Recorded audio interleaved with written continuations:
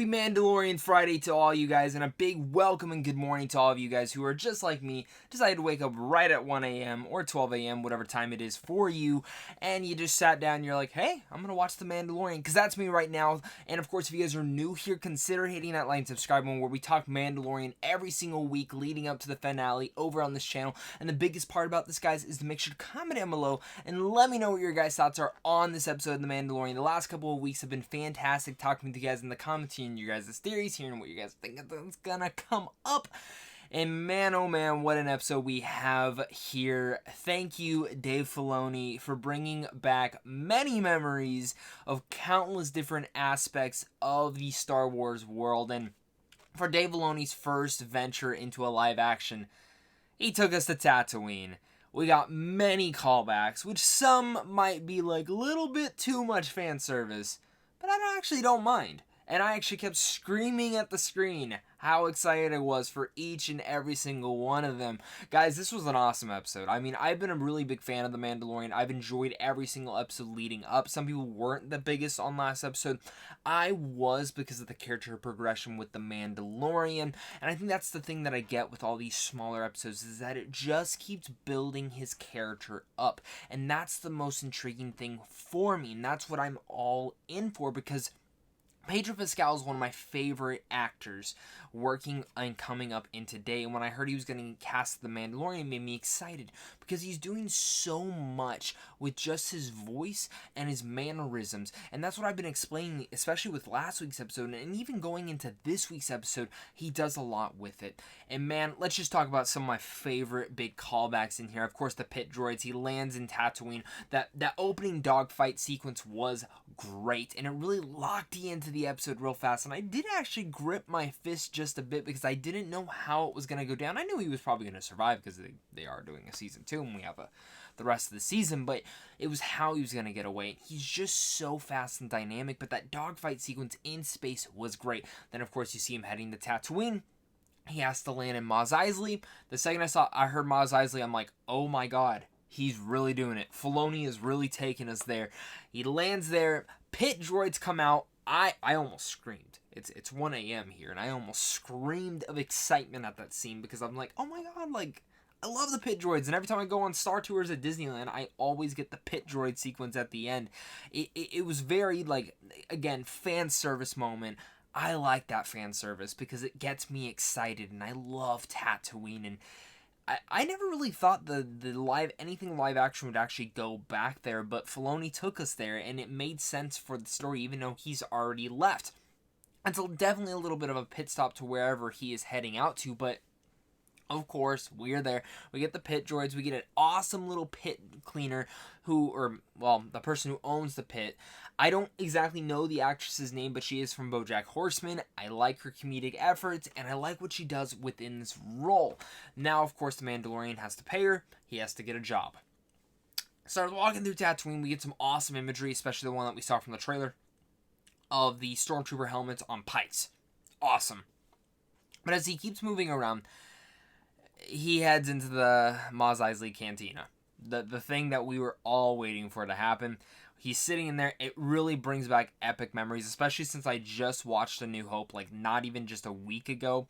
It was really locked into that whole moment. I'm just oozing of nerd moments. And then this guy from the corner, Toro, he's sitting in Han's seat where he shot Greedo, and McClunky happened. Still dumb that McClunky is even a thing, but McClunky happened there. And this whole episode starts to ensue from there. Again, major fan service moment in this cantina. I started freaking out even more when I saw that. Literally like goosebumps. And I think, again, people will have issues with fan service. I don't. Like, I love this thing, and I want you guys to make sure to comment down below and let me know what your favorite fan service moment definitely was from this episode, as we're still discussing it. Make sure to hit that like and subscribe button as well, because again, I love talking The Mandalorian, and I want to talk it with you guys every single week leading up, because this is just great. And in general, I do early movie reviews over here on a daily basis. Rise of Skywalker early movie review will be coming up in the next couple of weeks, and of course a ranking of all Star Wars movies as well. But as course, this mission continues. He gets the mission. They're going to go kill Fennec, an assassin. They get in. He brings the speeder bike. The baby Yoda gets found by the pit. And Baby Yoda's just adorable. Like, we need to protect this thing at all times. I already ordered my plush and my Funko Pop because your boy needs those. And I wish I could have put it in my background right now, but I can't. But of course, the whole thing starts to ensue. They're going about it and moving in forward within this episode. They drive out there on speeder bikes. Again, another fan service moment, speeder bikes.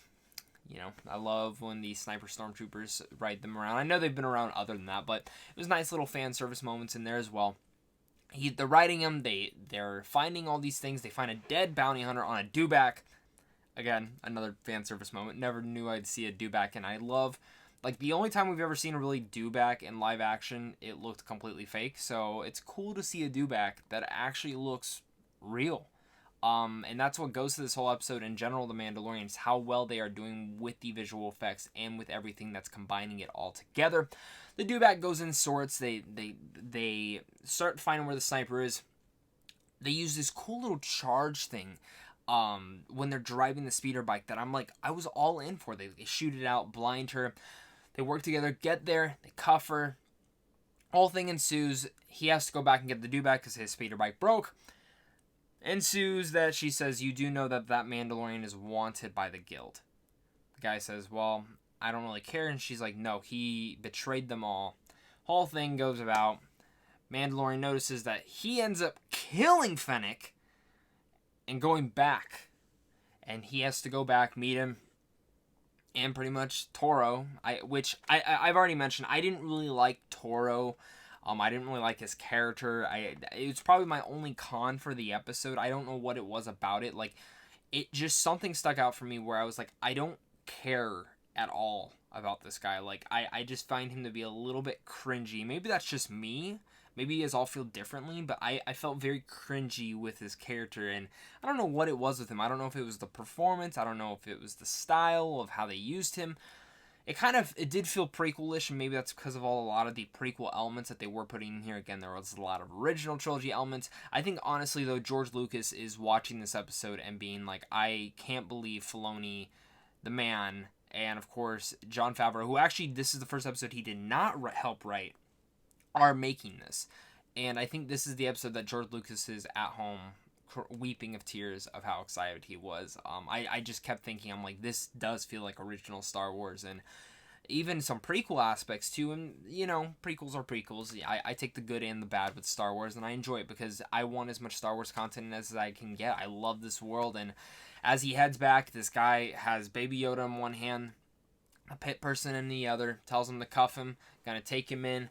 Let me tell you, if he would have killed Baby Yoda, I would have done. This actor's career's done, because everyone would just be like, that's the guy that killed Baby Yoda. Doesn't happen. Mandalorian gets out of it, kills him, takes all the credits, pays off the pit person, takes Baby Yoda. They get on the ship that's fixed now, and they fly off into outer space. But before it ends, someone walks up to Fennec and notices that she's dead. Now, so many different theories on who this could be. So, is it Billy Burke's character that we have not seen yet? Could be. Is it Carl Esposito's character that we have not seen yet? The Empire's I don't know. I know he's playing someone from the Empire. Very excited to see him. Gus Fring, one of the best TV villains of all time. Or is it the theory that we could all be wondering? There's another bounty hunter that died on Tatooine, because they mentioned the huts and all that. Could it be Boba Fett? Could it? I mean, did he survive the Sarlacc pit? Did he climb himself out? It's very dark. You can't see who this guy is. I'm going to go personally that it's probably Carl Esposito's character or Billy Burke's. But I could be completely wrong, because we still haven't seen those two characters, and I know they're going to get introduced before the end of the season. But could it be the bounty hunter that we know and love, Boba Fett? It really could be. Like, he could be hearing about this and being like, hey, maybe this is my way back into the guild. But at the same time, different Mandalorian clans, how's that all work? I know Boba Fett's not really a part of them.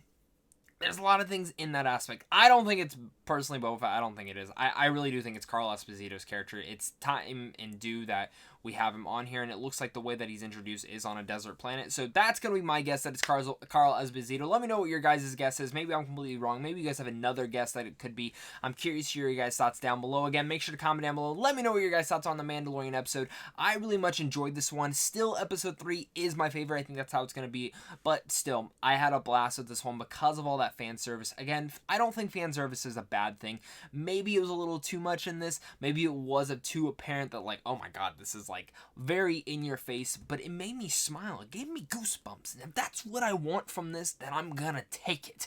Guys, again, hit that like and subscribe button so you guys never miss out on any reviews. And of course, until next time, may the force be with us all and stay classy.